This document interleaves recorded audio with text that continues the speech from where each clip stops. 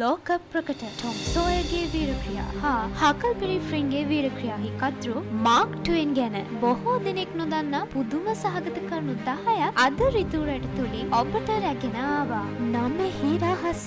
ඔහුගේ සැබෑ නම සැමුවෙල් ලැන්ග්හෝන් ක්ලෙමන්ස්. මාක් ට්වෙන් කියන්නේ ඇත්තටම බෝට්ටුකරුවන් ජලයේ ගැඹුර මැනීමට භාවිත කළ යෙදුමක් බව අන්තර්ජාලයේ සඳහන් වෙනවා. තාරකා අනාවැකිය.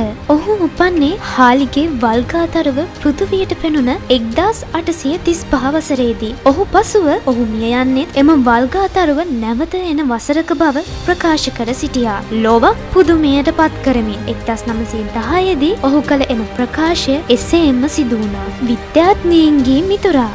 ඔහු ප්‍රකට විද්‍යාඥ නිකොලා ටෙස්ලාගේ සමීපතම මිතුරෙක්. ට්වෙන් විද්‍යාත්මක පරීක්ෂණ ගැන දැඩි උනන්දුවකින් පෙළුණ රචකයෙක්. පළමු යතුරු ලියනය.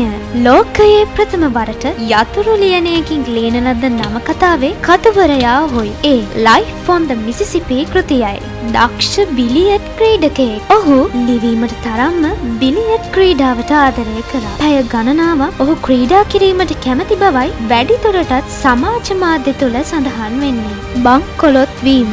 ඔහු ඉතා සාර්ථක ලේඛකයෙක් වුවත් බැරදි ව්‍යාපාරික ආයෝජනයක් නිසා බරක් සම්පූර්ණයෙන්ම බංකොලොත් වුණා. පසුව ඔහු ලෝකය වටා දේශන පවත්වමින් නැවත මුදල් උපයා ගත්තා. පාසල් හැර යාම.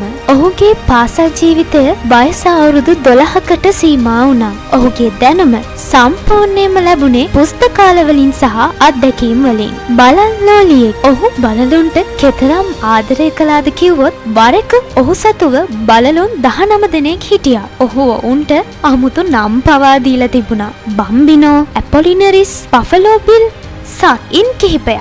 නොකල රැකියාව. ලේඛකයෙකු වීමට පෙර ඔහු මිසිසිපි ගඟේ නෞකා නියමයෙකු ලෙස වසර කිහිපයක් සේවය කළා.